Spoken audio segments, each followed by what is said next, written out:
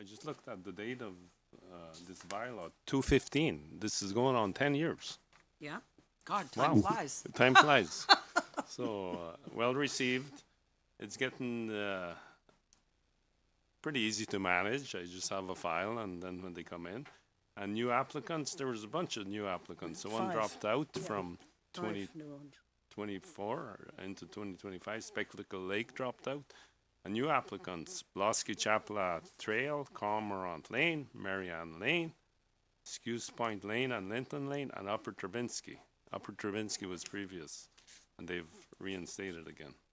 So the same thing applies. A little bit of a increase in 2,000. budget. Mm-hmm. So we'd have to go to 22,000 this year as opposed to 20 and 24. Mm-hmm. So on a recommendation to proceed to budget in 2025 for council deliberation. Okay. Very good. Sorry, Councillor Blank. Yeah, just a comment. It would have to be 22,189.75, not just 22,000, as in the recommendation. 22,189.75. Yes, you could go 22,500 or something. Yeah.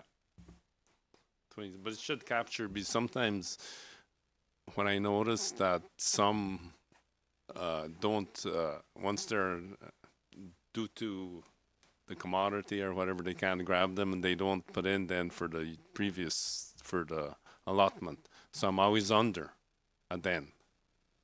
Okay. You know, if somebody's awarded, I've noticed about one or two say that we withhold for this year. They don't perform the work sometimes. Oh, So I that's see. why Yeah, we're. through the chair, sometimes they can't meet the timeline timeline. They to can't be meet. approved, so So that's how we why, hit the target usually, but a good catch. Yep. I think we should go with the 20. Okay, yeah. so 22,500. 22,500. We can adjust that resolution. so amended, thank you. Okay, any questions? Councillor Schulist? No, none here. I'd like to make a motion to, So would you approve this.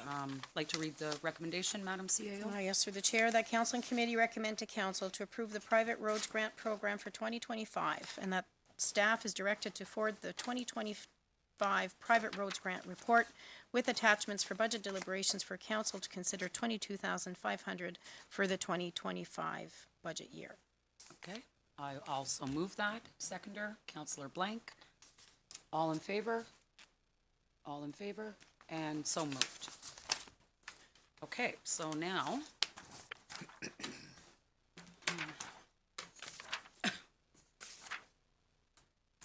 Okay, we'll move on to item, oh, sorry, I guess I will call the mayor and Councillor Olszewski back into the room.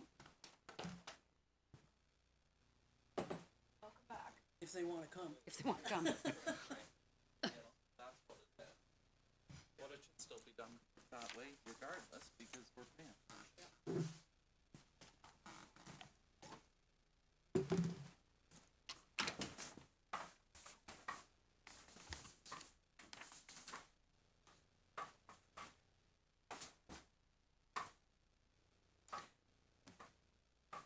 Okay, so we're moving on now to item 10.1.3, Beanish Street Request for Proposal, 2024-15 RFP.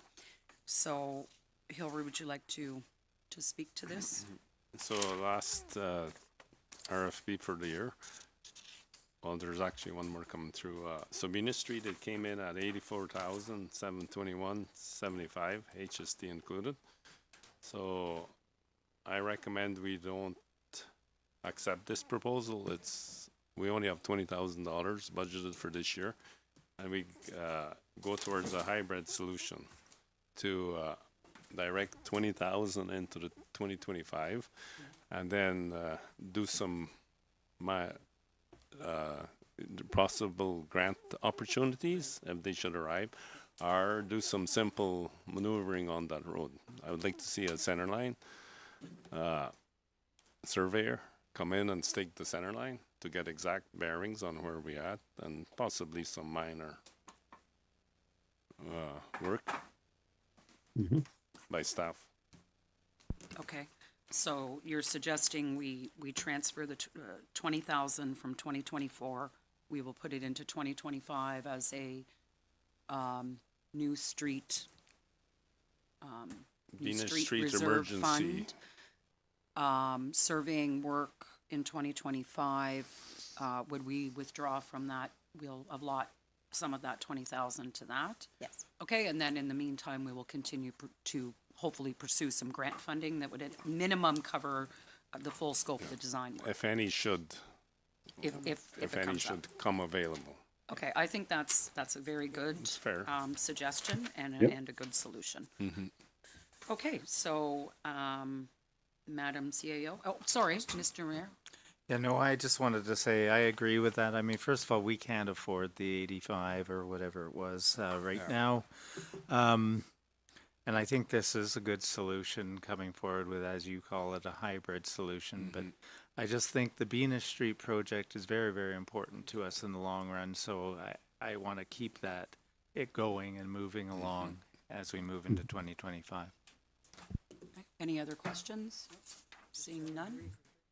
If Nope. you'd like to read the recommendation, Madam CAO? Through the chair, that council and committee recommend to council to accept the operation manager's recommendation to not proceed with the request for proposal 2024-15 for Beanish Street design in the amount of 84,721.75 HST included, submitted by JP2G Consultants Incorporated, and that the treasurer is directed to transfer the balance of the 20,000 from GL number 0150814 703013 and accrue it to the 2025 budget for the Beanish Street project.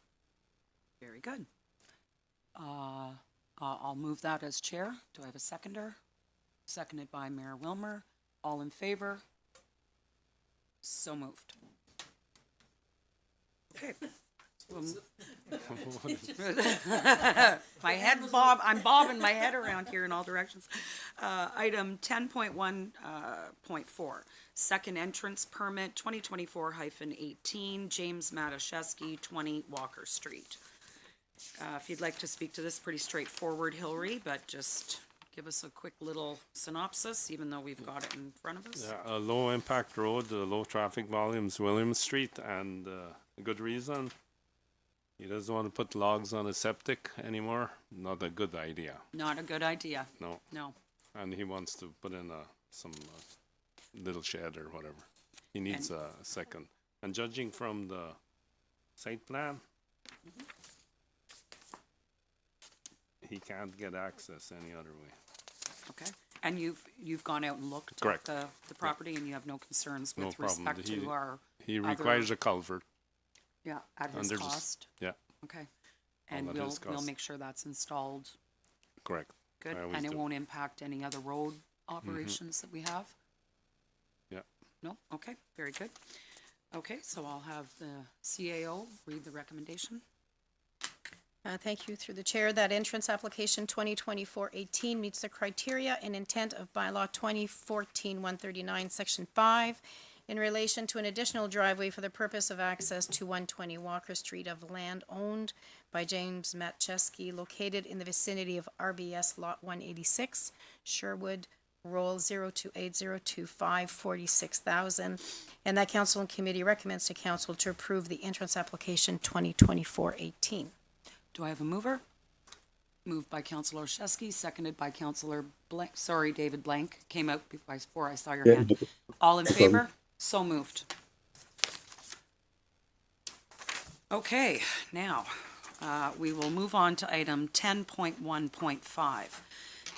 County of Renfrew Transportation Master Plan Road Rationalization Assessment dated November 2024. So we have a report put in front of us. If I may, through the chair, just Yes, please. for Yep. clarity, so the report, apologies, was just put on the table before council today. It will be appendixed to the agenda. Okay, thank you. So this actually, the rationalization assessment report by the county was brought to council at the last meeting. I believe direction was given to staff to review that. What are the impacts, potentially the impacts to this township? with regards to arbitrarily downloading additional roads on to the lower level from the county. And I will, I'd like to thank you, Hillary and Sue. This is exactly, I think, what we were looking for. This is not something that we can afford. There will be huge impacts with regards to us. And I think the report also, on our report, identifies quite a number of questions and concerns. So I think I'll ask the CAO, Sue or Hillary, would somebody like to verbalize and assess this report? I think I'll let Hillary speak to it, but I wanted to preface this discussion by what was presented by the county was not a final. It was there for discussion, for input, and that's what we're providing. So through you, Chair, so I began this report, roughly a half I documented on what it entails, and then Sue's the latter half talks about CAO, like the CAO group, rationalizing how it would impact. And in a nutshell, it says they'd be further off to, go into policing or waste management or something of that avenue, to if they want something to focus on the county. So this road rationalization, this would have a huge impact for this township. Like, we're looking at big roads, 5.7 on the 4 road, and probably a class 3. And then this would also be classified as a class 3, and this, from the 3-way stop past the high school, there's big infrastructure underneath. And Dunn Street to Wellno Street, from the Highway 60, there's a lot of infrastructure underneath that. That would, financially, this would be a large burden on this municipality. So we've crafted a resolution to that effect, and hopefully I explained it right. And Matt, go ahead. I just want to clarify, I was in no way giving direction to the county to go into police, oversight of policing and waste management. I just referenced that in part of those discussions. Some of the other services from other counties, we're looking at shared services in those areas. So I just want, that would be ideal focus. just want to clarify that. So basically, just a summary of Hillary's points were more on the cost, on the need for a review of our equipment, our personnel, asset management, future reserves for those projects if they were to proceed. We did do a resolution or recommendation for council consideration, and I could read that through the chair unless there's other questions or if there's any other input you would like us to provide. But please, this is your opportunity to add to the council's the County of Renfrew's consultation as to what to consider, not to consider moving forward. Mayor Wilmer. Just a quick comment. I do agree with the recommendation that's before us, and I just, I did want to stress the one other thing, and I think Sue mentioned it at the beginning, that this is providing input as the county wanted to the county, and I think we have to provide strong input that we're not in favor of this, and I think our recommendation really does do that. Councillor Blank? Thank you, Chair. Just one comment too, and I went through it quite quickly here, but is there a section that we have to look at those 3 or 4, 3, 4? Or is there a trade-off? Is there other municipal county roads that we could switch rather than these? Because when you look at some of these, they're quite, and as Hillary mentioned, they're quite heavy, and we can't, with our municipality, afford them. Nobody have the manpower or the equipment to look after them. And so is there something else along the way that could change one of these to another road or something along that line? Thank you. It's not, I did not have that in the report. I can include that as, so is the, I just want to make sure I understand what I'm going to add. So are you saying that instead of saying a no, that if there was a different road, we would say yes? Oh, okay. To say, Okay. excuse me, no, to say no, but is there a possibility of a different roads if there are? To give to them or to take? No, we will give to them. We'll give to them. Oh, okay. Upload, not Yeah, download. yeah, we'll, yeah, Okay, okay. okay? Is Thank there you. movement on the roads? Okay, Okay, but the answer is no right now, yeah, absolutely. okay, thank you. I'll add that. I think I'm just going to, so in summary, I think when we look at this, if this were to just happen, I mean, I think what the impact to us, besides increases in just general operating, because this is going to require more equipment and more additional staff, no matter how you look at it. But I think from the perspective of our asset management plan, we are literally looking at tens of millions of dollars here. Literally looking at tens of millions.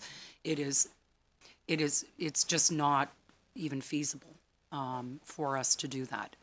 And as the report identifies, you know, the taxpayers here pay the municipal tax rate, Township Madawaska Valley tax rate, but a portion of those taxes all go in levy form to the county of Renfrew. So there's only one taxpayer. So if this level of government has to assume, our tier of government has to assume tens of millions of dollars in infrastructure, then is there a reduction at the county portion? Which I believe, and this report certainly doesn't even address that. You know, so it's not about Madawaska Valley doesn't want to pay more. It is the taxpayers and the municipality that are paying for both levels of government. Are they going to see a decrease on one side of their taxes to offset the increase on the other? And I think it would be fair to say that's probably not going to happen. So that has also included in the report done by our staff. If those are the questions being put back to the county. And I think that's the number one as I'm reading here. So further discussion, not amongst ourselves, but at the county level. Number one needs to be, is there a proposed reduction in the county levy for the reduction of the services that the county is currently providing? So that is just number one right off the top. Number two, will this reduce any payroll burden or equipment requirements at the county level, as it will increase at the municipal level, and will those savings be transferred to the lower tiers? Part and parcel again, same question. Item number three, as municipalities budget for their future asset replacement for their linear infrastructure, will there be a transfer of funds towards future replacement rehabilitation reserves to the affected lower tiers? These are all, this is exactly the problems. The County of Renfrew has moderated some sessions in the last few years with CAOs to discuss shared services and bring suggestions forward. Shared road services was not one of the priorities that were expressed over the past years with these discussions with the various CAOs within the County of Renfrew. As the group, as a collective agreed, shared services are required to bring efficiency and cost savings. This does not bring cost savings to municipalities as presented. Definitely further discussion is needed.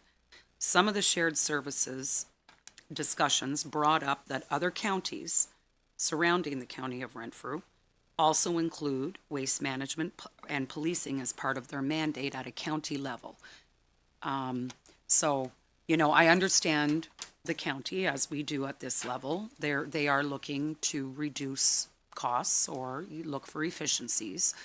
But I don't believe this approach in this particular, what they're presenting right now is going to achieve that. Because again, it all goes back to there's only one taxpayer.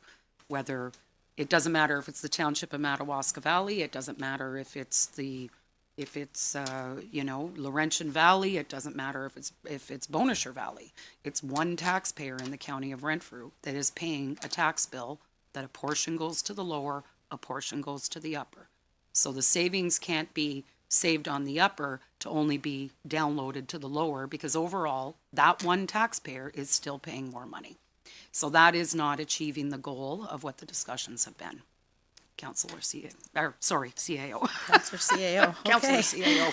I just want to clarify, so my statement of some of the discussions at the CAO level, road services were discussed. My statement, and it's my personal statement, not council or not the groups, is that it wasn't one of the top priorities. Okay. So there were discussions of how do we eliminate, lifting the blade and then the other municipalities doing the rest of that portion. Those were discussions that were had.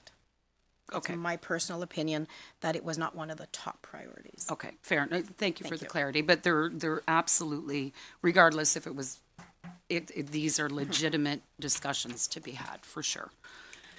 So, does any other member of council, do we have questions or comments? Because we do have a recommendation, before us that we can, consider. And I would further like to add that if council, agrees to support the recommendation, that this recommendation be circulated to all 17 municipalities within the county of Renfrew. Okay, so if there's no further discussion, I'll, Madam CAO, if you'd like to read the recommendation. Thank you through the chair. Whereas the road rationalization assessment from the County of Renfrew as proposed will cause undue, unachievable financial hardships for the ratepayers of the Township of Madawaska Valley, be it resolved that council and committee recommend to council to accept the staff recommendation to contact the County of Renfrew to reject the proposed road rationalization assessment as presented, and that Madawaska Valley Council directs staff to forward this report to the County of Renfrew and request that the County of Renfrew engage in further consultations with the affected lower tier municipalities to further discuss the rationalization of potential efficiencies, impacts, and cost implications that would result by this proposal. And staff is further directed to circulate this resolution to the 17 municipalities of the County of Renfrew. Very good, thank you for that. Do I have a mover on this? Moved by Mayor Wilmer, seconded by Councillor Blank. All in favor? Unanimously, all in favor.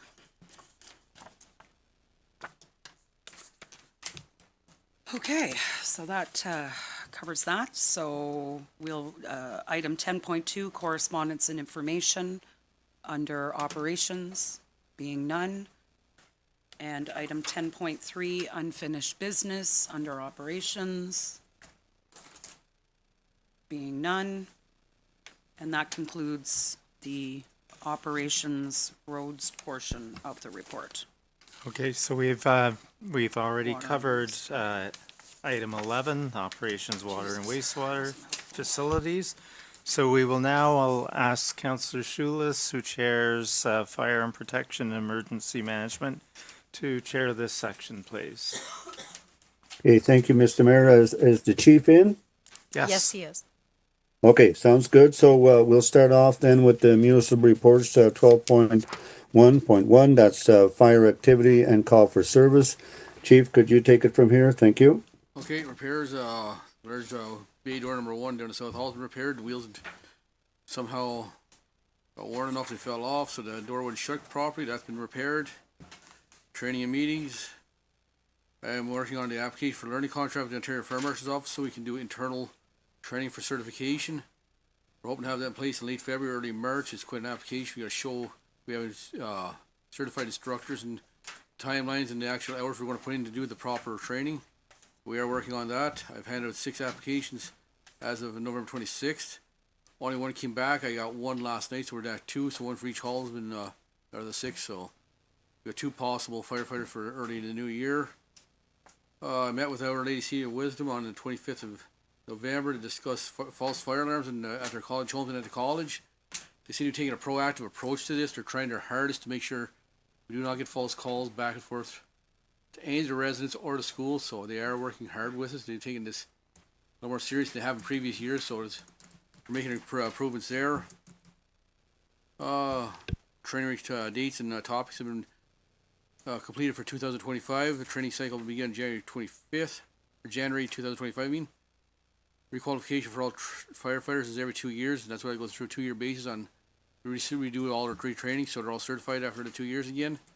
St. John Bosco amended their annual fire plan. renewed, it's approved. They are now compliant because they did their walkthrough, their inspection of the school, and their fire drill. The large brush pile has been burnt down in the yard too. And then you'll see the call for service. Oh, I'm at a CMC meeting with the CMCs from Renfrew County on the 18th of November to discuss upcoming issues or anything with the new rules with Emergency Management Ontario. And they are looking at making work groups to possibly, if we did have major incidents, you'd have other volunteers to be able to help fill in back and forth, share resources through the county. That's in the very beginning stages and who's got what skill level, but CMCs are trying to figure that out. So if municipalities do run into a snag like major flood or tornado or something, we do have other resources backed up so they can rotate through between resources without causing a whole lot of grief. And then, like I said, there's the calls for service for 2024 up till then in November. 63 calls, which is down below where our average used to be around 80. We're down to 63 now, so that's been holding for the last 2 or 3 years. Okay, that's good news, Chief. Is there any question for the chief? Yes, Councillor Blank? You weren't at the meeting we held recently. However, discussion took place with repairs. We were discussing the possibility of looking into the washroom at the fire hall in Cumbermere. So would that be part of the budget for Next year, this we're hoping coming to up? replace the sink, the toilet, the sink, and replace the floor and possibly paint the inside. And at first, where the old municipal council room was, or I think this council room that was easy to be, I believe, for Radcliffe. Anyway, we are planning on fixing up that room. Going to cost Okay. about $2,000, so that's we're hoping to have that done by time. That's the washroom? Yep. Okay, thank you. Can I just, Okay, anybody else? yeah, I just want to reiterate that. So the walls have already been painted and the floor is in I thought those to washroom. the washroom. So, but I thought that was being done this year. We never budgeted for that this year, but Well, it's not what you told me. I said if it's in the budget, we'd try it. We don't got the budget for it, so. That's Okay. never been used since I've been here, so Well, it's not used because of the state of that it's in. since I started here back in 2016, that washroom wasn't even in place at that point. There's one in the back of the fire hall, so we've never used it. They've been requested to put it in, so we're gonna fix it up. Well, have you been in there? Because somebody on the fire department in Cumbermere has a very large blackboard with a message written on it and an arrow pointing to the washroom. That's internal. It's not me. I didn't No, do it it. wasn't me. I haven't seen the blackboard, but Yeah, because it's in sorry state. And if you remember, Corey, I had told you Cumbermere Recreation would have been willing to donate some funds towards that, and you told me no, that it was in the budget and it was going to be done. I said it was in the budget. If that was never budgeted. Okay, so let me understand this, Chief. So it was not in the budget, therefore it didn't get done. And why wasn't it in the budget? Maybe it should go back into it in 2025. Well, that's So what I would ask. Is it in the That's 25 what we're planning on budget? doing 2025, but this washroom was never been used since. But the previous chief, I spoke to him too, and that hasn't been used since when he was the fire chief. Okay. So Well, there's always been one washroom which was required with the shower. Yeah. So that's the reason the second washroom was never used. It hasn't been hooked up since I don't know when. it's hooked up. It's just, there's nothing wrong with it. It's hooked up. It needs a new toilet and a new sink, and that's it. Through the chair. Madam CEO, If I can just take this conversation offline, there had been previous discussions that we would look at doing it this year. So following the meeting, we'll just look at the budgetary. If it was not in the budget for 2024, the fire chief can bring it forward for 2025 for further discussions and deliberations.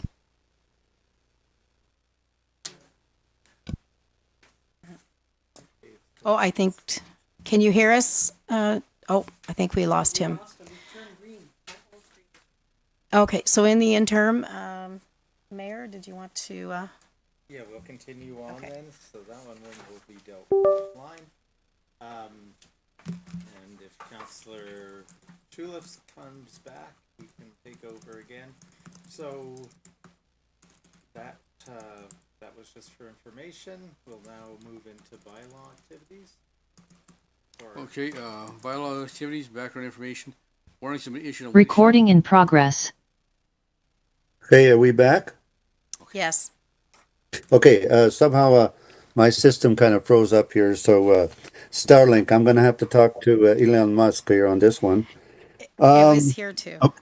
Yeah. Okay. So anyway, let's get that over to the budget for 2025, and let's get this thing done. Thank you. So any other questions?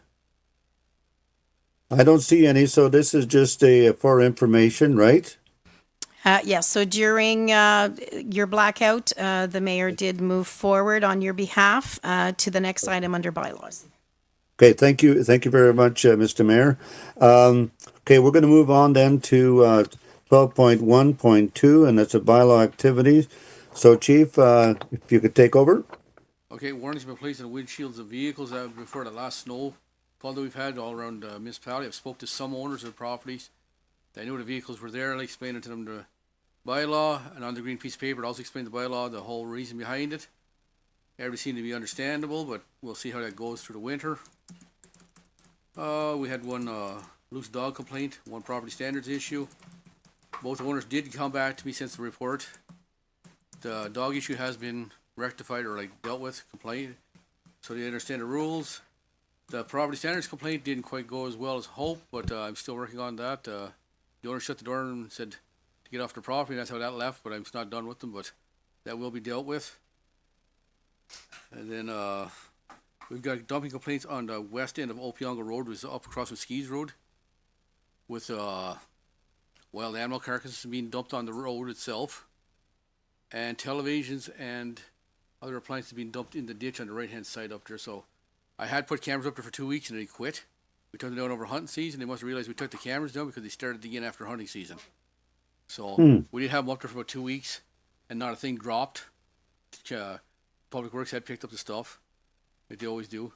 But the second we took the cameras down, they must have realized it, because then they did right after, during hunting season, while we had the cameras down 2 days back, and then we had animal carcasses dumped in that up there. So I'll have to watch that there. Not sure exactly how we're going to fix that up there, but that seems to be one of the hot spots now for dumping. And then November 7th, Faraday Township responded with a draft letter to an agreement for the dog pound. To enter into the dog pound is $9,867.41. So we're just trying to figure out how to proceed. Bancroft is in the same boat. They pay the same amount of money as we do. They took 8 dogs last year, which is high. They usually take 5. We really have no other dog pounds around. There's nothing available. And Killu, Hagen, and Richards is in the same boat. They've tried to get OSPCA to sign a contract, have heard nothing. And BLR, they do not have a dog bylaw whatsoever, animal control bylaw whatsoever. So I'm not exactly sure how to proceed with this or how we're going to proceed. Or that's a lot of money for 3 dogs, but I really don't know what to. I'm not sure what to say here, so I'm kind of.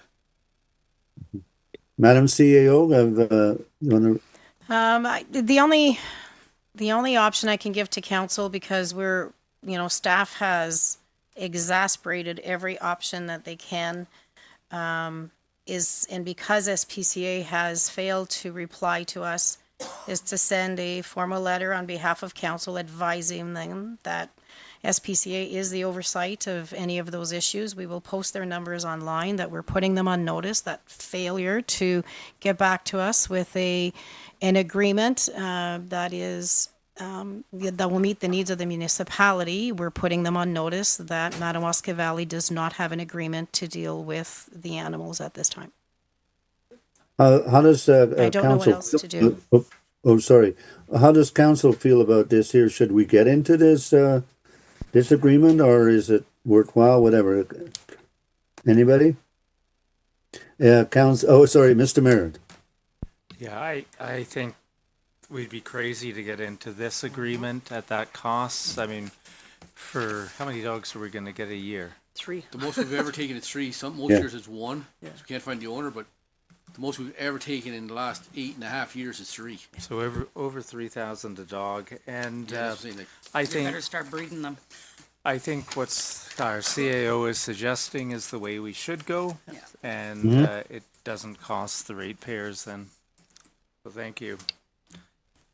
Okay, very good. So, Councillor Blank. Yes, I totally agree as well. The SPCA should be notified. Any other alternative ideas, I don't know of any, but if there's their responsibility, I think that they need to be approached. Thank you. Yeah, Perfect. Okay, I think we've covered that. Councillor Micah, you no, okay? I just wanted to say I agree with that approach as well. Okay. Okay, sounds good. We got consensus here. So we'll move on. This is for information. We're not going to get involved in that agreement whatsoever. Correspondence and information, there's none. Unfinished business, there's none. Okay, I'll pass it on over now to recreation. Okay, perfect, Okay, thank you. that's what I wasn't sure of, yeah. See you on Saturday with the fire trucks. Yeah. Okay. All right, we'll now move into the recreation and community development portion of our agenda, and I'll turn it over to Councillor Blank. Thank you. So we are now into recreation community development, 13.1.1, the updates, and Hannah, could you please go through them? Thank you. Sure. So the first thing I have for you today is the greeting committee request. So I have received a request from members of the greeting committee, which was a local non-municipal committee that was active about a decade ago, for consideration in budget 2025 and beyond. The greeting committee was responsible for the donation and installation of the log benches and bike racks throughout town in the early 2010s, I believe. Council may be aware that these items have been in a state of disrepair for some time due to lack of regular maintenance and the impact of moving and storing these benches. Claudia Van Wyck, on behalf of her committee, presented a proposal for regular maintenance of these benches to the Barry's Bay BIA, who declined to invest in the program. Van Wyck is therefore requesting the municipality commit to a maintenance program for the benches at a cost of $2,800 plus HST annually. The proposal, as well as a letter to council from Claudia, is attached here. I'll just note that staff do not feel that this proposal aligns with current municipal policy on donated park fixtures, which states donations must be all-weather and not require special care or storage. Staff therefore do not recommend proceeding with the suggested maintenance plan for the log benches. Thank you. And I'm in total agreement with that as well. The BBIA also decided to refuse as well. And because our policy states the type of we need to have, I thank them for their interest, but however, I think we'll deny that request. Any other comments? Mayor Wilmer. Yeah, and I totally agree. We have a policy and we need to follow the policy, and it's one that will save us over the years a lot of money in following it. And I was glad to see Councillor Micah speak on at the BIA Yes. meeting, Yeah, thank you. supporting and citing our policy as reasons why we would not be doing this. So I fully agree. Thank you. Any other comments? No, I did speak Yes. at the BIA, and I agree with both yourself, Councillor Blank, and Mayor Wilmer. Thank you. Okay. Okay, so we'll move on.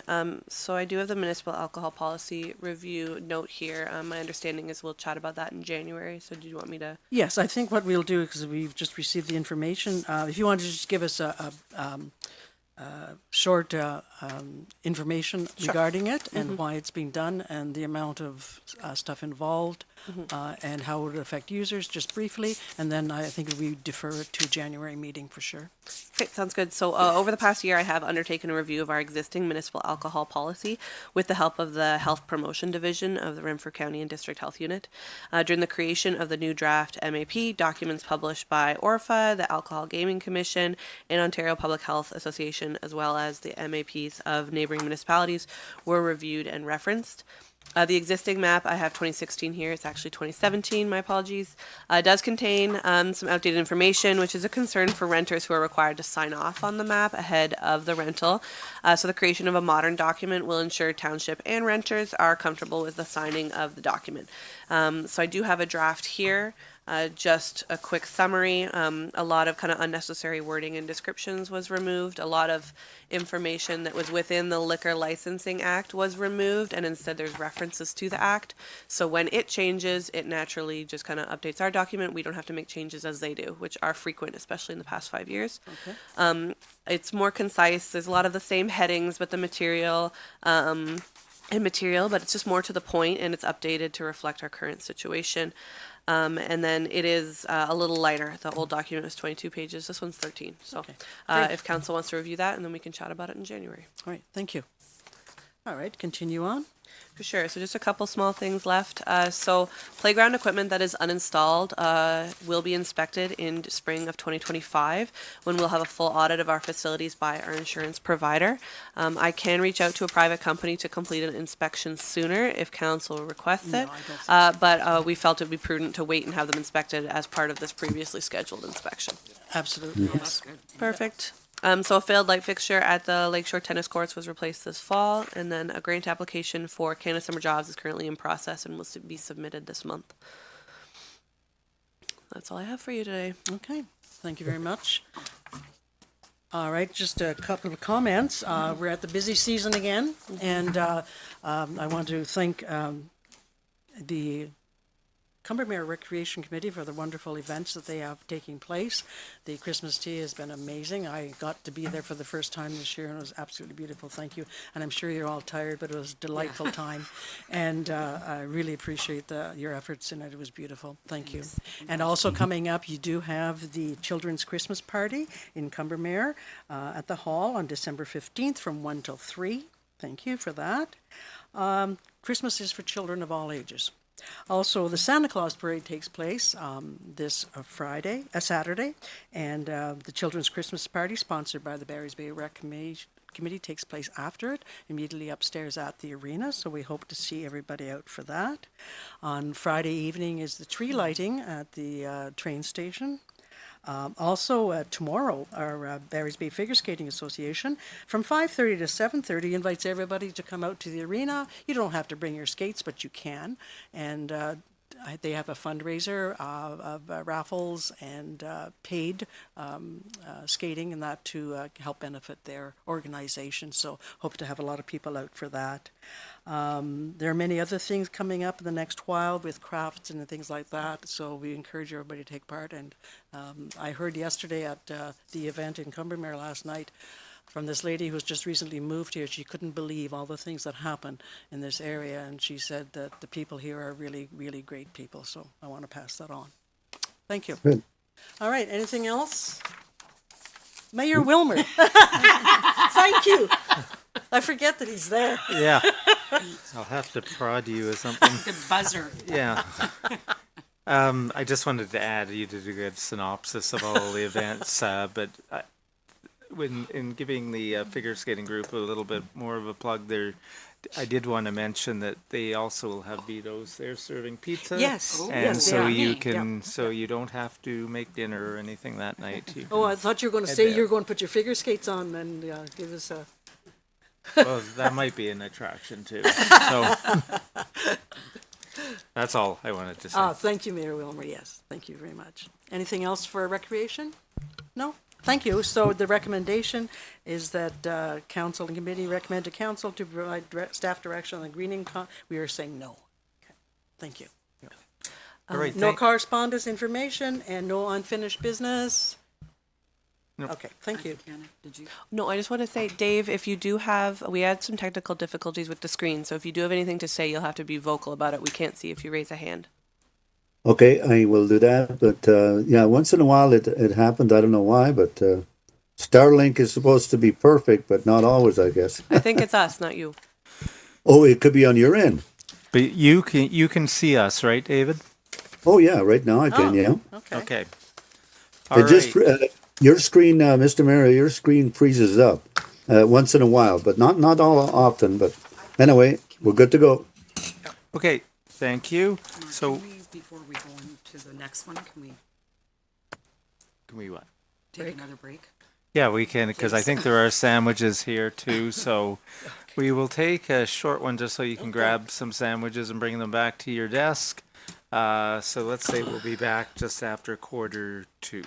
I need a mover and a second. Is somebody delivering to my place? Yeah, but I do need a mover and a seconder. Councillor Olszewski, second by Councillor Micah. All in favor? 10 minutes, please. Yeah. All right, 10 minutes at 10:02. Oh, I thought you said.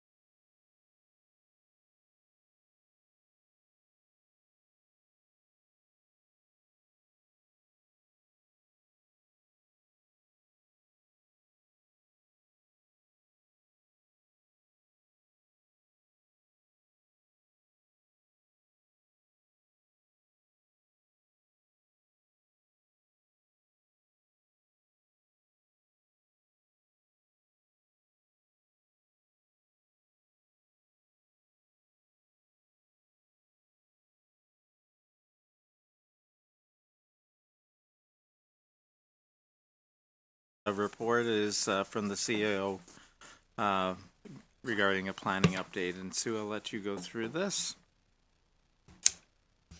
Thank you, through the chair. Unless there's any questions, this was just a follow-up. Council was advised that we would be proceeding with the zoning bylaw review. I did obtain confirmation from legal if we could proceed with doing the zoning bylaw review internal using the individuals who are part of our planning services agreement, to which it was confirmed we could. Therefore, I have a recommendation, if I may, through the chair. That council and committee recommend that council approve the CAO clerk recommendation to retain Forbes Simon of JP2G for the amount of 25,000 plus HST spread over 2 fiscal years, 24 and 25, for oversight of the scope of the services outlined in the JP2G proposal number 2022-7071B, and that the treasurer be directed to do an accrual adjustment to account 015-2432-70-7009 for the remainder of the 2024 budget allocation for this zoning bylaw review to the 2025 budget. Okay, could I get a mover on that? Councillor Blank, seconded by Councillor Micah. Any discussion? We did discuss this before. None. Okay, seeing none, all in favor? David?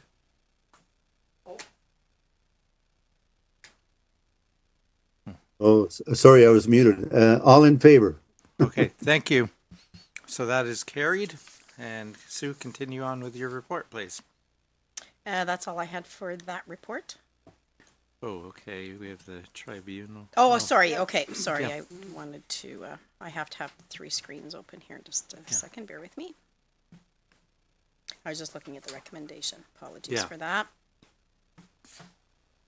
We have Ontario Lands Tribunal and Zoning Bylaw Review. Yeah, so this is just updates.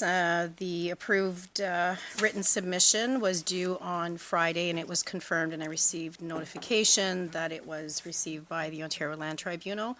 I asked the question, and we will receive a written reply back from the tribunal. At this point, I don't have a timeline on that. I will brief council as we receive them. And then the zoning bylaw review was just giving a bit of context to my request to move forward with the zoning bylaw review. And that is presently all that I have. Okay, any For that. questions by council on the report as a whole? None. Seeing none, we will move on to item 14.2, correspondence and information. And first item is 14.2.1, building permit statistics. This is for information. Yes, it is. Any questions, comments? Nope. You all have a copy of that. Mm-hmm. All right, 14.2.2 is Brownfield proposed amendments to reduce records of site condition. Through the chair, I just asked the senior planner to provide context if and how it would apply to Madawaska Valley, so this is just for your information. Okay, thank you very much. So any other discussion on that item? Seeing none, we have no outstanding matters. So we will move into item 15, finance and administration. And item 15.11 is the Canada Community Benefit Fund, which was formerly the gas tax.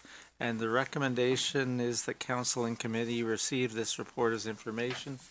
Amanda, did you want to make any comments on this? No, well, just quickly, just saying that, there was a surplus fund in the, surplus monies in the administration account, and so AMO has decided to split that amongst all the municipalities, so we received an additional $2,037 at the end of November.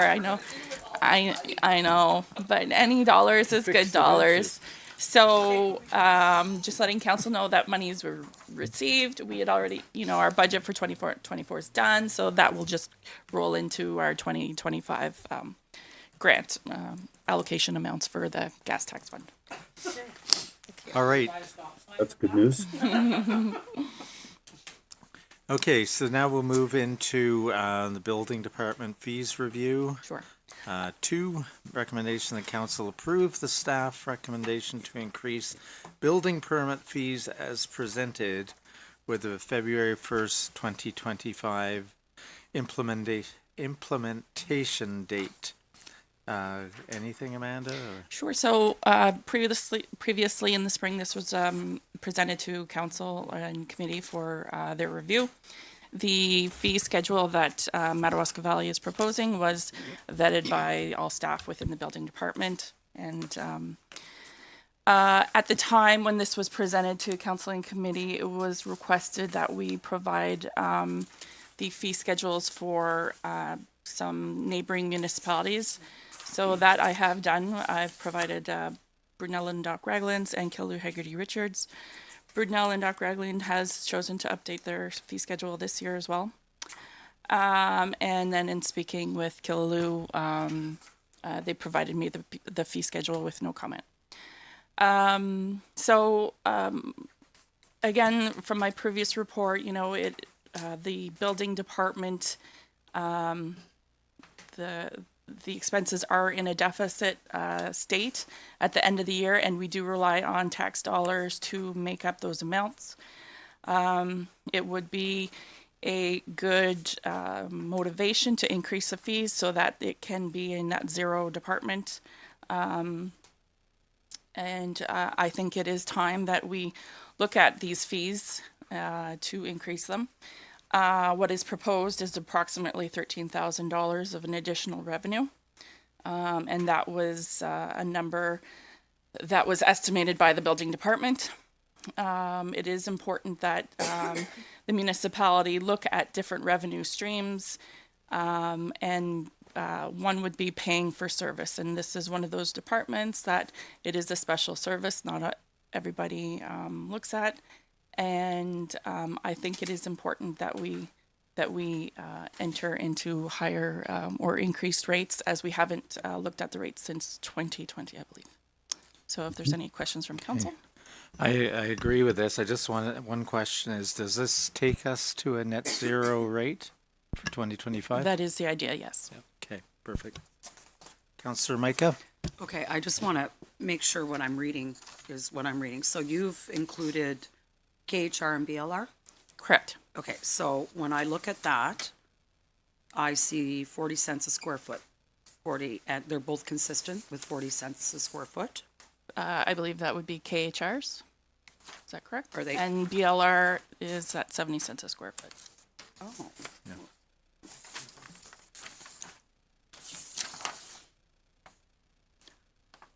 Oh, God, I can't see.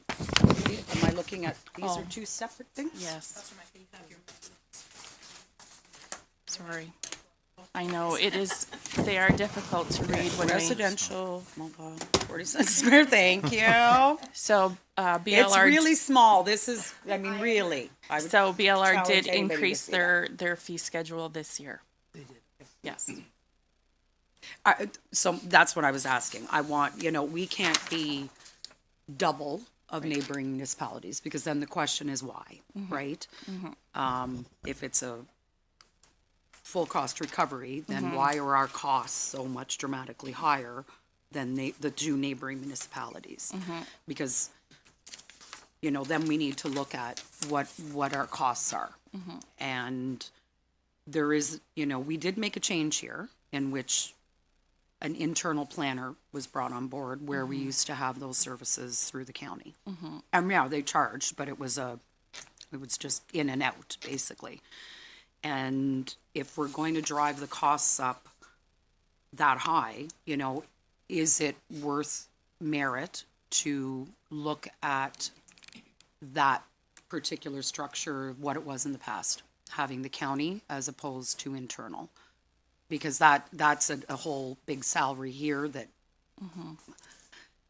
I don't know, you know, would it be worth it? And I would direct this to the mayor. You know, would it be worth it to have the director of property come and make a presentation based on, since COVID, because there were so many things that happened during that time period, to relook at the services they provide and what could they do, And would that be more cost effective? And it's a question I throw out. There's not an answer attached to that question. It's a question. Yeah, it's a good thought, and we could invite the director of development here. I think though there's so many benefits to having our own planner that it's not just cost, versus relying on the county for all our services that way. But it's certainly something we can discuss. Councillor Blank. Thank you. I think I've heard discussions too about perhaps getting a junior planner rather than moving on with a manager of the whole department kind of thing. So we continue to work together like we have been. So I think that would be a cost benefit too. And I don't see any problems with any of the permit fees increases. I think that that's something that we have to do as a cost recovery kind of thing. And if the extra dollars help us along the way, I'm in agreement. Thank you. Sue? I was just seeking clarification. So the wages of a planner, does that come out of the building department? I believe a small percentage. It might Just a be small like a percentage. 90-10 split. Yeah, so 10% is from the building. I don't want to, Department. say that that's exact, but it would be a very small portion. Yeah, I don't want to have a HR discussion. That's for a Right. closed Yeah, meeting, not for a sure. public meeting by any means. The costs, when you look at the way we had that department running prior to COVID, the changes that were made versus now, when you look at it from a budget perspective, that cost has dramatically increased, versus the way it was under the previous structure. When we had a licensing and planning officer, I guess I should go back to position because it's not about person. We had a licensing and planning officer, we had a building inspector. And then added in an assistant to the licensing and planning officer. But then when that particular employee retired, there was a restructure in which we brought in an extremely high paid position that was dramatically more because they were a planner, obviously.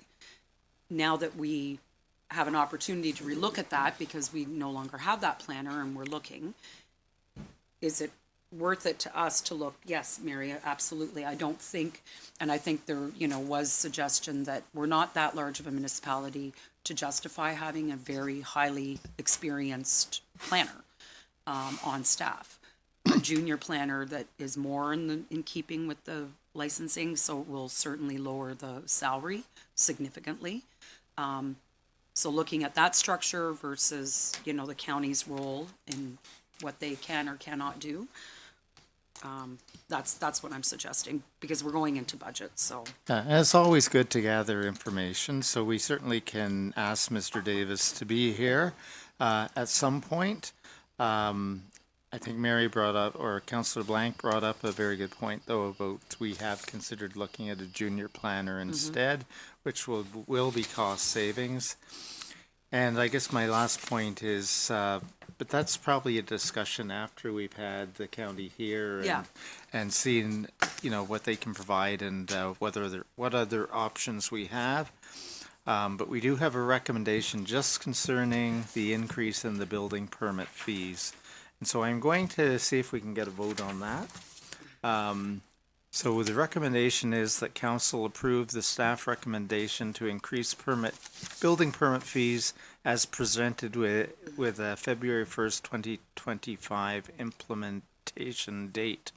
Could I get a mover on this? Councillor Blank? Oh, and Councillor Shoeless. Any further discussion? No, I was just going to bring the discussion back to the permit fees because the discussion that was had about Yeah. reorg does not really implicate this decision. That's right. So sorry, you had a mover of, I had mover of Councillor Blank and seconded by Councillor Shoeless. thank you. So I'll call the vote. All in favor? What's that? He's yes, so I will vote in favor. I will vote in favor of it too. So that passes. Okay, thank you.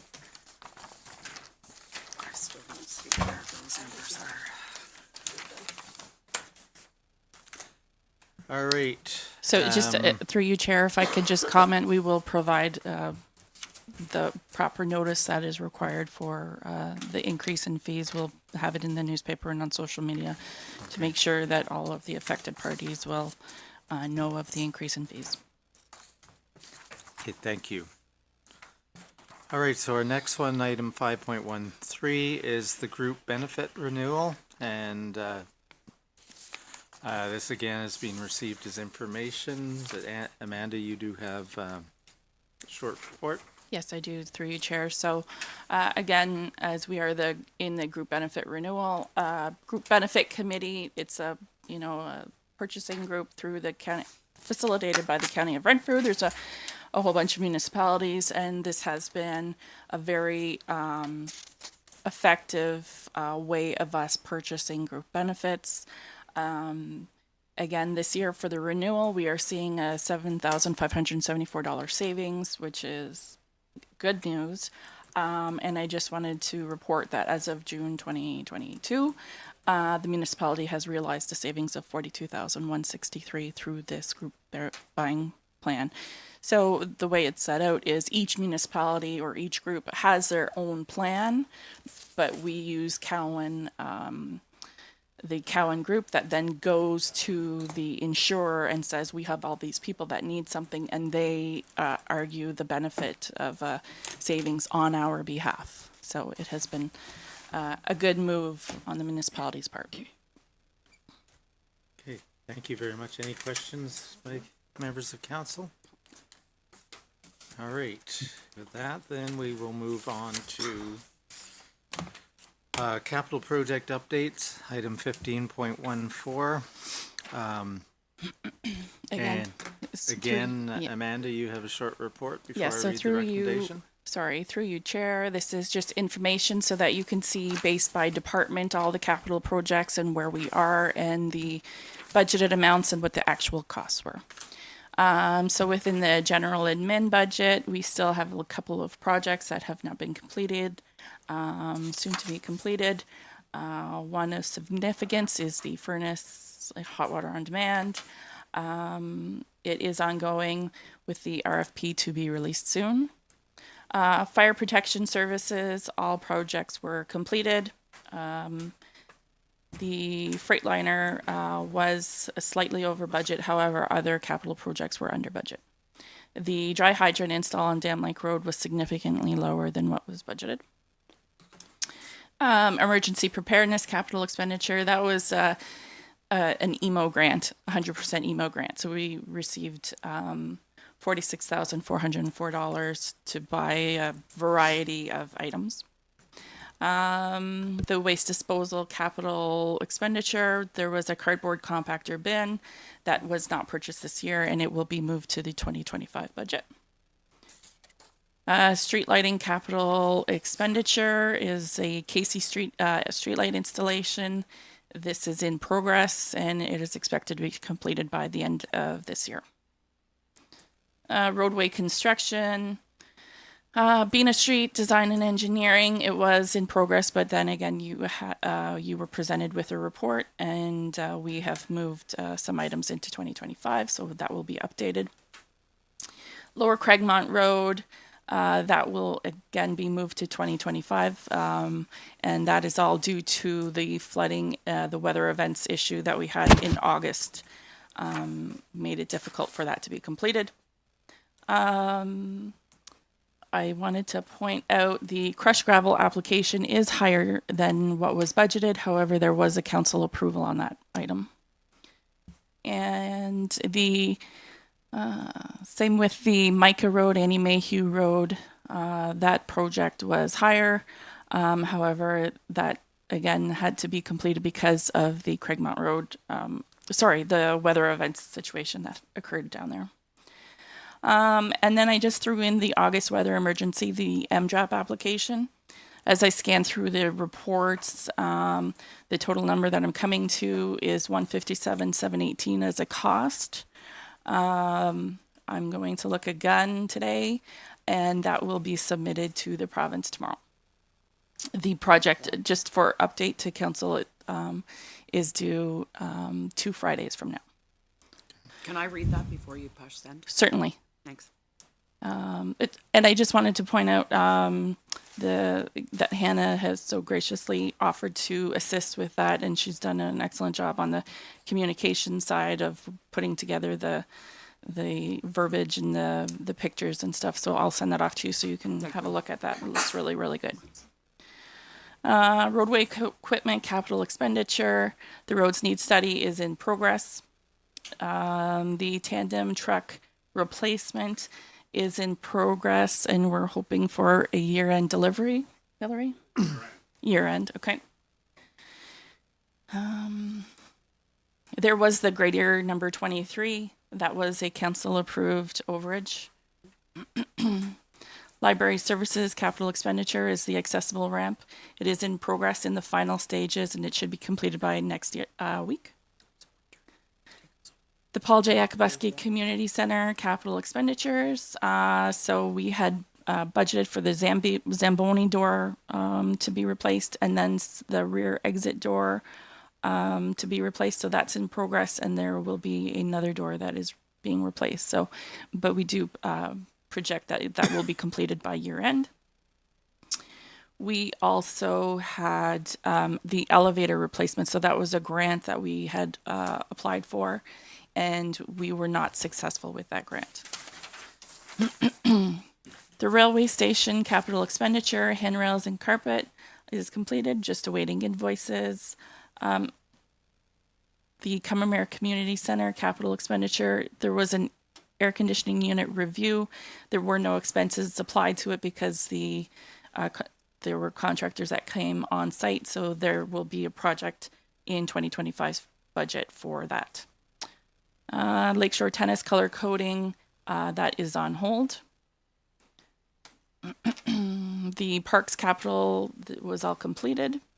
Parks and Rec capital expenditure, very successful Lakeshore Park Playground project. That is all completed. Curbside pickup capital expenditure was the garbage truck to replace number 67. That is on hold with a 2025 update to be presented at a later time. The water system capital expenditures, we're waiting year-end invoicing. I typically don't get invoices until the very last week of December or the first week in January. And then we have, again, the ISIP Green Fund. That has been a multi-year project. It's been difficult to get the vendors, the contractors to come down here. So there has been a project delay for the final portion of the standby tower inspection. But again, that we expect that to be completed in the spring of 2025. And I have been in contact with the ISIP department with the Ministry of Infrastructure, and they have approved that delay. And the wastewater system, again, we're awaiting invoicing. With the plant main building roof replacement is at 75% project completion. And that's all the capital expenditures. Does council have any questions? Any questions by anyone? I think it's a good report. It explains it well. Thank you. So I Amanda. do have a recommendation there. Yep. Just a second. Okay, so the recommendation is the council approve the transfer of unspent funds for capital projects identified in 2024 budget as of December 31st, 2024, back to their respective reserve accounts. Could I get a Agreed. mover? Councillor Schulis and Councillor Micah. Any further discussion? No. All in favor? That's carried. Okay. So the next item is Brittany's. Can you speak on it? Yeah. It's the information management audit from the information professionals. And we do have a recommendation, but I'll ask Sue to go through the report first. I think Brittany did a great job in just basically giving the background. This is just a follow-up continuing to the progress that we're making on staff training as well as implementing our records management, archiving plan that we had brought to council at the beginning of the year. So at this point, following the, just one second, so following the, just gonna go up here, sorry. So following the recommendations, township staff, we have completed an in-person training session with Nina. Introduction to records management, introduction to FIPA, Tom Rims, and email management. And we had informed council that, as you are aware, we had closed the office to do that training. There has been updates on preparing our SharePoint page, which is coming back to a staff meeting next Monday. And basically, as previously stated, municipal record keeping is not only essential for effective day-to-day municipal operations, but it is a statutory requirement as defined in the Municipal Act. It's estimated that an approximate range of 25 to 40% of office worker time is spent searching for records. And it's, for our sake, one of the priorities that we give to this as well, and the importance of it is succession planning, business continuity. So as you have staff changing, as you have departments working effectively together, getting out of the silos, this way it's one repository that everybody can access. Thank you, Sue. So we do have a recommendation. I just want to say that I'm very pleased with how this is progressing, and it's something that is very, very important to the municipality. So I'll read the recommendation and then ask for a mover and a seconder. The council and committee recommend to council to proceed with the next phase of the information management audit, and that council and committee recommend to council to approve the staff recommendation to proceed with the SharePoint site architecture by the information professionals, and that the funds as set aside in 2025 budget be used to complete the SharePoint site architecture for the township in early 2025. Could I get a mover, please? Nobody? Oh, Councillor Olszewski, second by Councillor Schulis. All in favor? That's carried. Okay, we will now move to item 15.5. Oh, there we go. So the next item is again from the Deputy Clerk. The Council and Committee recommends to, this is regarding the 2025 Council and Committee meeting schedule. And we do have a recommendation that Council and Committee recommend to Council to adopt the Township of Madawaska Valley 2025 Council and Committee meeting schedule as presented. Everyone has a copy of that. Any questions, concerns about it? I think it's pretty straightforward. I just did want to identify that it reflects last year. So if there's a holiday on the Monday, then the meeting is on the Wednesday. We did add that special council meetings will be scheduled as required in the interim. And we are cognizant of the fact that there may be a change in your schedule as well. So we will be staying with what we know was the norm here on Tuesdays. Okay. Thank you. So item 15.17, review charges and fees 2025. The recommendation is the Actually, did I get a, oh, we didn't have if a, I could get a mover on yeah, that, if please, I that would be great. could I get a mover and a seconder on the schedule? Councillor Blank, seconded by Councillor Micah. All in favor? That's carried. Okay, just let me find my place again.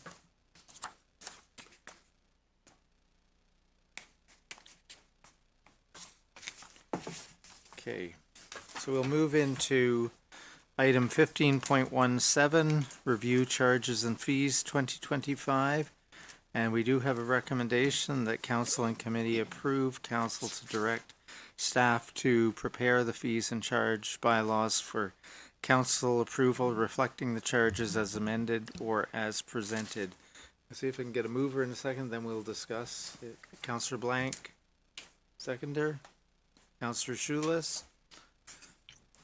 All right, any questions, comments on these?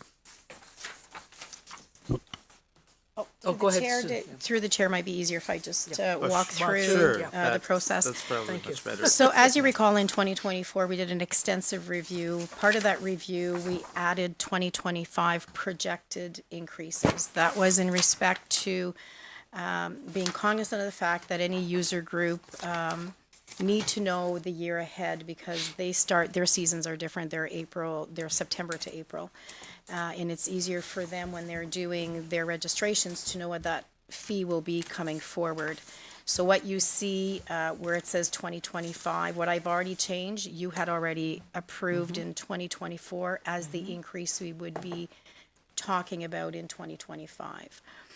So what I did within the report to save having to go through each individual page just for consideration for ease of review is I just added in yellow anything that we're waiting on rates and or that was already recommended in 2024. So for example, Schedule A, admin, there's no changes proposed except we do not have the 2024 rates as of yet for the mileage. So it stays at that rate until so once we approve in 2025, the schedule of fees will ensure that we bring you that rate. The animal control, I just added approved by council resolution and took out the fee for kennel and just put cost recovery because at this time, following the report we just had with council, I do not have any agreements in place.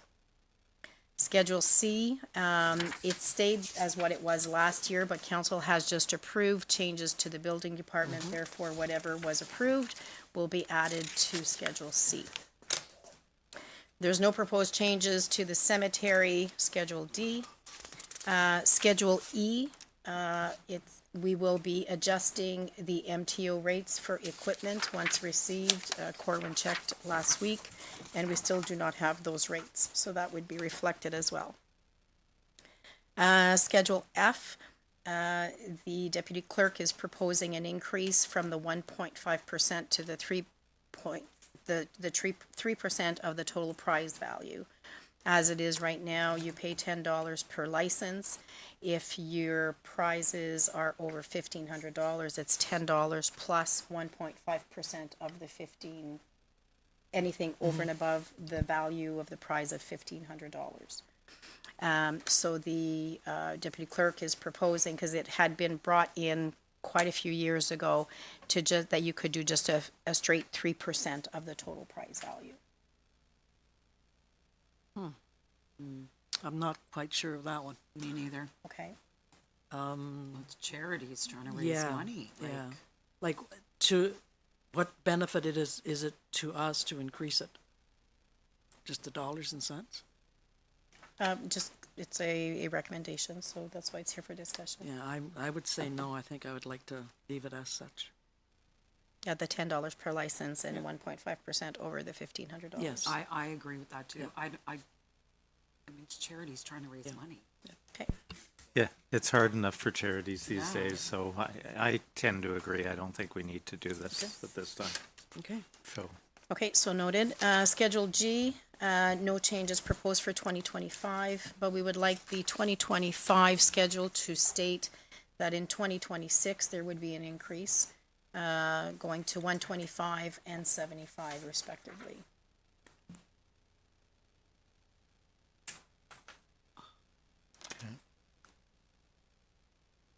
Are we okay with that one? By putting in the 2025 schedule, what the increase will be in 2026, it allows the operations manager, if he gets applications in November or whatnot, to let them know ahead of time what that increase will be. Oh, sorry. Oh, If the I may, treasurer through has you, something. Chair. On my permit schedule of fees, within that, we had already requested an increase. For civic addressing, 911 number on post, $200, and civic addressing, 911 number on house, from 75 to 150. Oh, sorry, on your On building? my schedule, yeah, for the building permit. Oh, it's in a different Yeah, schedule? 150 to 2 and, yeah, 150 to 2 and 75 to 150. You know, on post and then on house. Okay. Yeah. Okay, no, that's okay. No, I'll just take that off then, Hillary. That was just your proposal. Okay, thanks, Amanda. So does Schedule G need a separate schedule for those two items if it's listed in, is it listed in the other Schedule B? I just want to clarify so that it reflects what we're doing. Sorry, through your chair. So at the time when this was originally built, we were downstairs and we were all Okay. discussing, and that was in the spring. So to Mr. Kichkeski's benefit, you know, that was a while ago. So we forgot that it's on our schedule. It came up in discussion that, you know, through the building permit process, that's one of the main things that we come in with is you do your building permit, you ask for your civic addressing and your driveway, and so that was put into this. Thank you. Schedule H, parking, there's no changes proposed. Schedule I, planning, we added new wording to the schedule of fees to clearly identify advertising costs. That it is added to the application fee and associated costs in 2025. That cost is $225 plus HST. Recreation, that was already passed by council resolution that we had to include it. We just wanted to clarify the schedule of fees to reflect that resolution in 2024.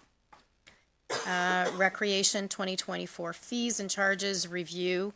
So most of them, the changes you see under 2025 were approved in 2024. Doesn't mean that we need to stay with that. That was the recommended increase that we would do. Staff is not proposing any increases for 2026. Blank? I agree with that. Also, the approved increases for 2025, as long as the ice rates for the minor sports realize that have been notified that the increase is up for next year, so they can add it on to their applications because they will start early in the spring with their planning for the next year. So, Yes, and thank you for that. And through the chair, that was the benefit in 2024 of putting that. They already know, unless council changes it today, they already know what we had proposed for 2025. just as a reminder though, because there are new people in positions there. Okay. To that point, some wording that has been added. There have been a few calls regarding what is a minor rate. When does it qualify? When does one qualify? So Hannah reached out to other recreation groups to say, and this is the wording that is being proposed, that if you have a rental on the ice and 75% of those on the ice are under 18, it qualifies for a minor rate. Yeah. So And if you're okay that's with that, that's we will add that consistent with wording. other municipalities, yeah. They Okay. always have a ratio, so it's good to see. Another wording, this is an addition, this is new, we would like to add to the schedule of fees for those that are looking ahead sometimes for upcoming rentals. Want to add that community center rentals may be accepted 2 years in advance to reserve the location and the date. Associated rental fees will be based on the schedule of fees of that calendar year.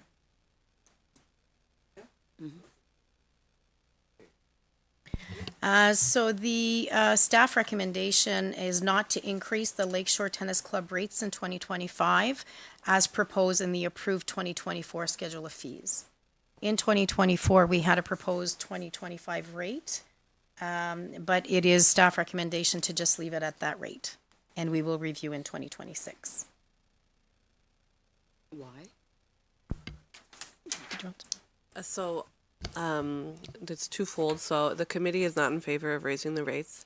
And also, after hearing that, I did do some homework of other municipalities that do have courts and their rates, and ours are already above and beyond what those are. So ours are already quite high. So then we felt it made sense to keep them as they are for another year and review it again in a year. Okay. Yeah. Fair enough. Yeah, no, I think it makes sense. There is also no rate proposed for swimming. We'll leave it because we did an increase last year, and there will be no rates suggested by staff for 2025. What is the rate again for swimming? I've lost track. I believe it's about 55 per child per session. And those are they're fairly high for the area, and we did have a decrease in participation this year, and I just want to make sure it's not inaccessible for families to afford. And the lesson length is half an hour or so now, is it, or is it longer? It depends on the age group, Okay. so it is anywhere from 30 minutes to almost an hour, so the older kids Okay. go longer, the younger kids much shorter. Yeah, but it's the same rate for any age group, and it's 2 Okay. weeks of lessons. So unless there's any additions, deletions, or something else to consider for recreation, that would be what we would be proposing for that, that schedule. Schedule K is septic, there's no changes proposed. Schedule L, staff proposal to not sell ads on the digital sign as the revenue. So therefore I would remove fee, for ice rink boards advertising, we just remove that line. And we would like to add as, forward warning, not warning, but just planning and budgeting for businesses and groups, that we would leave the advertising rates as what they are, because most of them for the board rinks were 3-year commitments. So it's say, when I'm saying 2025, 2026 ice season, their seasons run like September to April. So that we would be raising that to $450. It presently is $400. And that's for 3-year commitment. So I do believe, correct me if I'm wrong, for those that already have signage there, they renew as well next year. Yeah, 2025 will be the first year we'll have, if we have changeover, with the rink boards. So those who renew may be subject to higher fees, but the ones who are in for those 3 years, they'll continue to be the 400. We're not going to apply that. So because we have no additional cost, their board is already up. Then we would propose that what this means, just to ensure that you understand our reasoning, that would still be billed at the 400 per year. If it's a new one, then it would be at 450 over the 3 And we're years. going to continue, we'll continue with a 3-year commitment at 450? So for new ads, we do require the commitment because we do make the ad for them, and we don't make a ton of money in that year one. So we want to make sure we're making money year 2 and 3. Okay. But for those existing, we will offer just on a year-to-year basis if they'd like to continue. A year to year for the ones that are already in? Okay, Yeah. thank you. After their full 3 years. Yes, when the After 3 years the full expires. Yeah, after 2026. Yeah. Councillor Micah? So I'm a new business. I want to do a rink board. The municipality pays the cost of getting that ad on there. Mm-hmm. And then, so what is the cost to put an ad on there? So it's just over $300. So we make some money in year one, and we make just complete, revenue in years 2 and 3. So you're making $1,000. Yes. Yeah. Yeah. Why would we pay the cost of the ad? Yeah. But I It, mean, they should be paying the cost of their own ad. Why, I'm confused. But they may want to choose a different graphic designer. We, Yeah. like ours are consistent. We have the, it is very specific specifications. It has to be kind of the banner material. They have to be a certain thickness. So we did just work with a single sign person in town to put those in at that cost. And it's $400 whether the ad is only the 2 feet long small ones or the large ones. So yeah, and then we just ultimately decided to do close to cost recovery in year one, and then having revenue in years 2 and 3. We're happy we can make changes if council wishes, but that's kind of the setup we have now. Just that it's odd that we would pay the cost. I don't get that. It's very odd to me. From an advertising perspective, it's not, the client bears the cost of their ad. And And I think, We're making $1,000 over Yeah. 3 years. that's right. $33 a year. It's just not a lot of money is all for the exposure. It's a very cheap ad. Yes, Like it's a good investment for a business. It's great for them because it's very cheap. Sorry.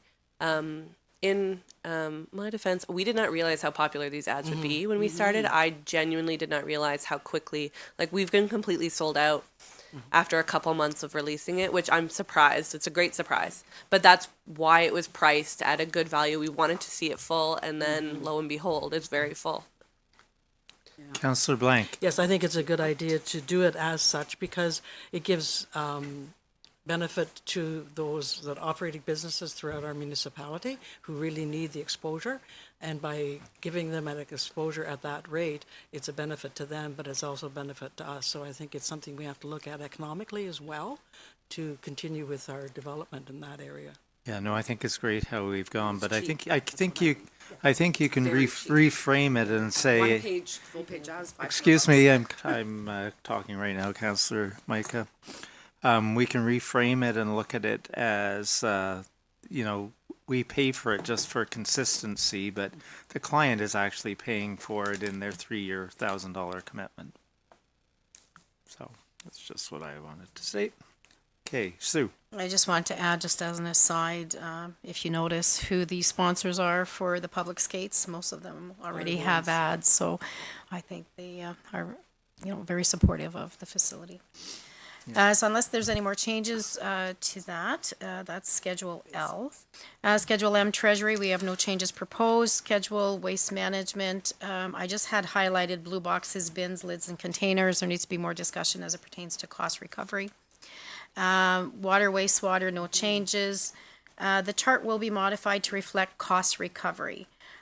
So Janice looked at the chart, and some of our costs used to say 300. Some of the costs of the meters now $850. I was going to ask about that. Wow. So she'll give me the costs, but so that chart, when it comes to council for approval, will include that as cost recovery. So unless there's any other additions, deletions, I will make the revisions. I will send it out to staff one more time. The schedule for the building will be reflected to what council has just approved. And what I will do is we will bring it forward after February 1st, as was the recommendation on the report from the treasurer. So I expect it would be at the February regular council meeting. Okay, so we still do have a recommendation that's appropriate. Yes. And that's the council and committee approve council to direct staff to prepare the fees and charges bylaw for council approval, reflecting the changes as amended or as presented. It would be as amended. Okay, as amended, yes, you're correct. Could I get a mover, please? Councillor Blank, seconded by Councillor Schules. All those in favor? That's carried. All right, where do we go now? We're on to 1518 policy review procurement. And we do have a recommendation again. I will read the recommendation to start it off. And the recommendation is that council and committee recommend that council accept the financial limits and relevant authorities as proposed, and that the CAO clerk is directed to send a revised bylaw to legal for review, and that the bylaw be brought back to council for approval at the January 25 meeting. So could I get a mover and a seconder? Councillor Blank, Councillor Olszewski. Discussion on this, and perhaps Sue first, you want to? Yeah, thank you. So just for context, this was brought to council previously that we needed to review the procurement bylaw, specifically to reflect the financial limits and the authorities, just to go over it. The procurement bylaw that we have is 48 pages. It's been noted that there's a lot of outdated information that no longer applies. The procurement amounts are too low. The operations manager has noted that in our previous procurement, we have to go to RFT anytime it reaches 20,000, as opposed to just being able to have requests for proposal and or quotations.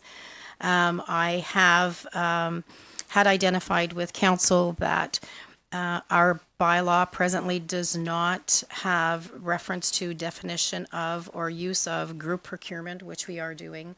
We are using Kinetic as a buying group. There are opportunities through LAS, and you have received a presentation from Canoe, which is another procurement group. This morning, the Aqua presentation referenced that they use procurement groups to get better savings as well. So we need to have the clarity in the wording. So what I'm asking council to be able to bring forward the changes is that I would, if I can get approval on the financial limit changes, then I will bring the new document for council review that we would then bring forward in February when we bring over the schedule of fees as well.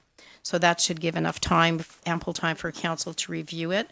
But the most important part that I would like to forward to the auditors and for review is the new financial limits. So if you look at under alternatives, it says what we presently had.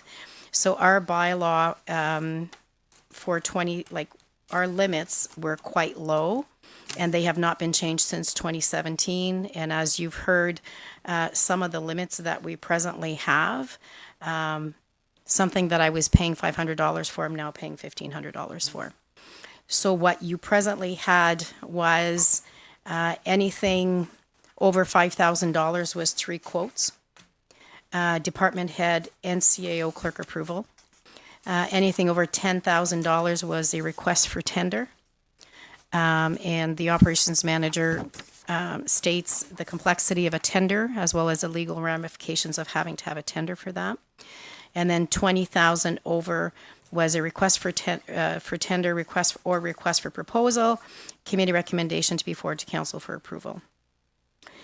So what we did have an amendment to the procurement bylaw in 2020, but that was only to reflect that during emergencies, council resolutions would suffice. So that one was just added. So that wording would be added to the change as well. So I looked at quite a few municipalities, and it seems to be the norm. So I've split it up under financial limits, expenditure authority, and procurement method for competitive. So this would be like for a road construction. I'll use as an example. But if you look at the first chart, what we have is basically under 5,000 quotation direct acquisition, department head. That's something they've already budgeted for, approved by budget. 5,000 to 10,000, 2 quotes, and department head, and then they do the reports to council. 10,000 to 25,000, 3 written quotations, at which point the treasurer would be included with the department head. 25,000 to 50,000, an RFP, treasurer and CAO, council resolution. 50,000 or more, requests for tender and council resolution. Non-competitive, that refers to when we come to council, and it doesn't change the process of coming to council for the resolution. If we want to do a review or have a consultant do something at this point, the way that it was worded, we would have to do all requests for quotation, and we could just bring to council negotiating quotes. Sometimes it's a single source, and then that way council could just approve it by council resolution. And so we have under 25,000 department head, treasurer, and then 25,000 to 50 treasurer, CAO clerk, and the department head council resolution, 50 or more council resolution. So all I'm seeking today is confirmation to change the financial limits and the authorities, and then I would bring forward the revision to the procurement document, which is quite lengthy.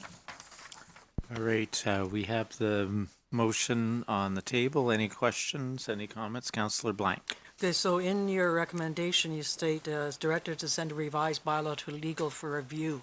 So, our lawyers would look at this to make sure that we're not, So what I'm proposing is after you say, yes, these are the financial limits and the authorities, once we do before the final draft is done and council has vetted the procurement document, I would like to send it to legal okay, all right, thank you. after council has looked at the wording and the document. Councillor Micah? Or- No? Oh, No. okay. Anyone else? Nope. Not all the time, Mark. No, it's just you There had, are times when I cannot say anything. I saw the light Few on and your far mic, between. on your Oh, mic. your light's on. Oh, Yeah. my light is on. Yeah. Nobody's home. They're gonna hear me breathing loud now. It looked like you were ready to talk. So, No, I'm actually ready to go to sleep if you really want to know, but. all right, so we have the motion, we have a mover and a seconder, all in favor. And that's carried. Thank you. All right.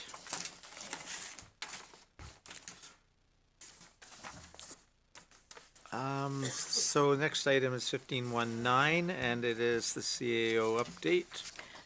So yes, thank you. This is self-explanatory as well. I was asked to speak to staff and bring forward one matter that was discussed November 4th, which was policies on holidays and supervisor oversight.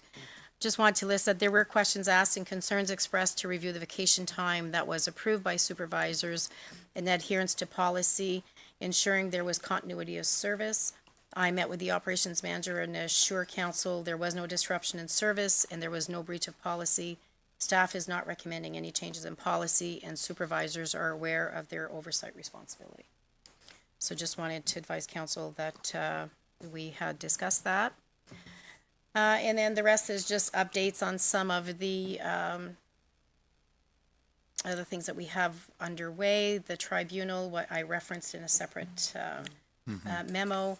Human resources audit, all interviews are completed. Senior management team met with the consultant and they have to provide comments on the report December 6th. The consultant will be presenting her report and recommendations to council at an upcoming special council committee meeting. Total cost of the audit will be expensed against the modernization fund, so that had already been approved. And then clerks on call, as we're looking at 2025. The mayor, myself, and the deputy clerk had a Zoom meeting with representatives of clerks on call to determine what training or updates we could receive as a council and staff that may be available in the upcoming year as it pertains to procedural policies, governance training for staff and council. And then I had added that I will be during budget considerations looking at the conference costs. So I've asked different staffs to look at their membership fees. I noticed one of my membership fees has increased just to make sure we can't just use what last year's update was because I've noticed some increases. And then just to identify what staff generally in the past have attended what conferences so that I'm aware, so I can give better approximate numbers to the budget. So just wanted to reference that. Okay, any questions? We do have a recommendation. So I'll read the recommendation. The recommendation is that council and committee recommend to council to approve that the CEO clerk and 3 council members attend the Roma conference January 19th to 2021, 2025, and the costs be accrued to 225. Could I get a mover? Councillor Blank, seconded. Councillor Schulis. Any discussion? All in favor? That's carried. Thank you.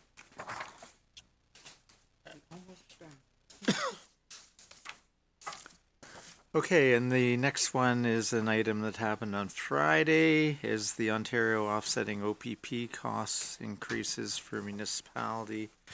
And you have the press release that they sent out on Friday, and I think this is good news right across the province, but particularly for us, and it was nice to get the call on Friday morning from John Yakubuski about this, and I think I give credit to a lot of the municipalities who banded together to get the associations like AMO and Roma involved, because there was a lot of feedback. There's probably an election coming in the future, and it certainly put the pressure on them. And then I give MPPs like John Yakubuski and a group that recommend that this be reversed too. So it's a good news story, and I think what's even more important on it in a way is that they are looking at restructuring the police funding formula too. So we'll see what comes out of that. Amanda? Through you, Chair. I just wanted to throw something out there at the committee to see if they would be wanting to do this. So whatever the... so looking at the numbers, I predict we'll be receiving about $150,000 off of the original billing. Just waiting for this new billing. Because we have decided, council has decided to change the OPP billing to an area rate. With this good news, it's only for 1 year. So what I'm proposing is that at budget, I would put half of that savings, if you will, into a reserve to lessen the effect in future years for the OPP billing. Like an Is that OPP stabilization rate? Yeah, like a stabilization rate. So we have what they had proposed. It would increase by 190. They're saying that, you know, we might see 150 come off of that. And so I am saying apply that 75,000 into a reserve and then the other 75,000 to the OPP billing. Or does council want to see the whole savings in 2025 to that area rate? Councillor Micah, you were looking like you wanted to speak this time. So again, one of the reasons, the driving factor in having the OPP rate come out as a separate line showing on the tax bill was for 100% true transparency, right? That was the whole premise of it, which is an amount of money. We're sent a bill per property, and back out the door it goes. So whether it goes up or it goes down or it's irrelevant to us. That was the whole intent. This is something we do not control at all. It is truly, you know, don't direct if the savings are to be had and seen, yay, provincial government. If the savings are not had to be seen, bad provincial government. And that was the whole intent, that it just be pushed right back out the door, and the onus is on the province. It's something we don't have any, I mean, we can, if it does go up, we have a responsibility as elected officials to do exactly what everybody has just done, tearing up a lot of trouble and being very successful in lobbying the provincial government to lower the cost. That's our job. But again, hiding funds and offsetting this and that's defeating what the whole point of the 100% transparency You premise. just want to clarify, not hiding funds. We're not hiding No, funds. okay, wrong choice of words. Sorry. I keep forgetting people listen to every word the way it's said.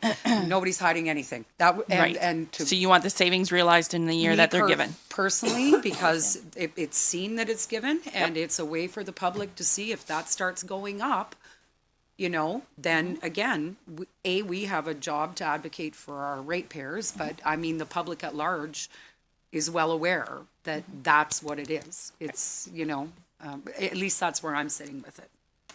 Yeah, I'm leaning that way too, because I think the important thing on this is a 1 year solution, but I really believe they got enough pressure that they can't have this happen to them next year or the year after even.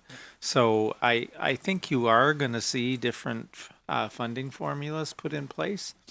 I don't think we're going to go back to the days when the province funded the whole OPP, but, you know, hopefully they're going to come up with something a little better. But I think they had enough pressure put on them that they realized they can't do this. You know, there are 330 municipalities serviced by the OPP, and that's a lot of people, especially across rural Ontario, which is this government's stronghold. So, you know, you're certainly, I think you're going to see changes in the future. So at this point, I think we're better to put it all against the increase in billing and take a chance and see what happens next year. Councillor Blank. Just an example of that and the government changing direction all of a sudden, it didn't take them long to change direction once the communities within the OPP realm decided we're not going to pay that. So I think there's going to be some better things happening within the next few years.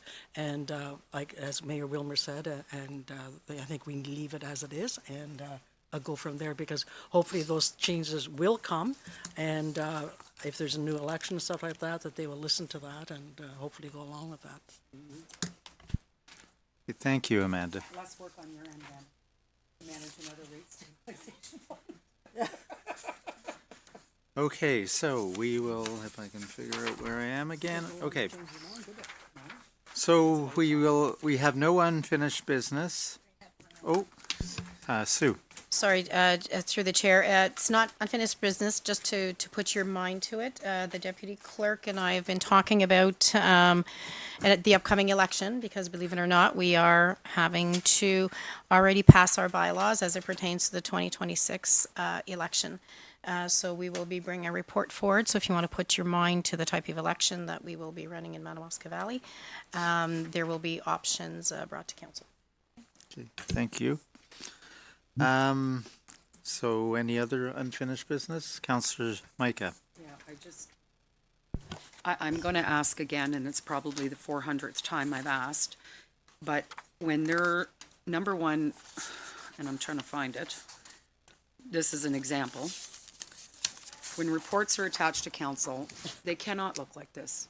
The group benefit report, again, I mean, you'd have to be the $6 million man with projected eyeballs to be able to, I don't know, I get it that this stuff goes into a software program, but, and maybe can't be manipulated within the program itself, but then those documents are going to have to be printed separately, and if they need to be printed on legal sized and enlarged to an appropriate font level.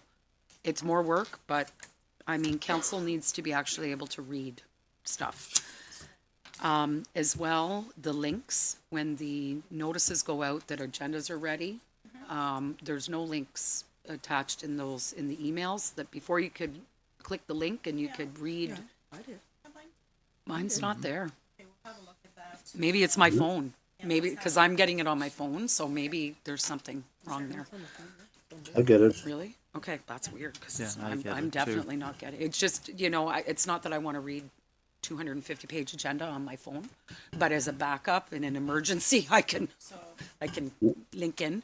So Yeah. I'll make the previous note to file like in the minutes, but as it pertains to link, just have it. You can look at that, yeah. That's just while I was on the subject, but it's really important, these reports, and we have to be able to read them. Okay, thank you, Councillor Micah. So we will now move on to the regular council portion of the agenda. We have the confirmation of the minutes, regular council meeting minutes, November 19th, 2024. We have a recommendation that the regular council meeting minutes for November 19th, 2024 be approved as presented. Could I get a mover? Councillor Olszewski, Councillor Blank is seconder. Any comments, questions? No. Seeing none, all in favor? That's carried. There's no business arising from the minutes. I don't see any new business. We have no bylaws. So I will read the confirming bylaw. Recommendation is that bylaw 2024-90 being a bylaw to confirm the proceedings of the Council of the Corporation of the Township of Madawaska Valley at the Council and Committee meeting of December 3rd, 2024 be read a first, second, and third time, finally passed this third day of December 2024. Could I get a mover, please? Councillor Olszewski, second by Councillor Schulis. All in favor? That's carried. And finally, recommendation that adjourn at 2 o'clock. And could I get a mover, please? Councillor Blank, second by Councillor Micah. All in favor? And we are adjourned. Thank you, council.